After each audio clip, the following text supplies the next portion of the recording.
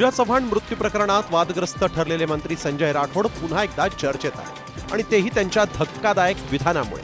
राठोड हे उद्धव ठाकरेंना सोडून शिंदेंच्या शिवसेनेत गेले, त्यांना मंत्रिपदही मिळाली, मात्र त्यांच्या खात्याची कामगिरी असमाधानकारक असल्याचा शेरा मुख्यमंत्र्यांनी मारला। त्यावर राठोड यांनी शिंदेंना इशाराच दिलाय।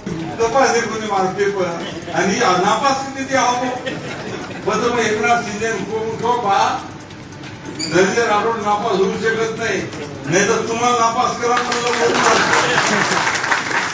जो बोले जाऊ आता कोणी म्हणत नाही, म्हणजे मना